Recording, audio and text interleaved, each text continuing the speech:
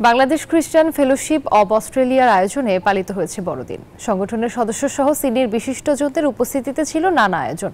সাংস্কৃতিক অনুষ্ঠানে গান, নাচ, নাটক দিয়ে আগত অতিথিদের মুগ্ধ করেন আয়োজকেরা।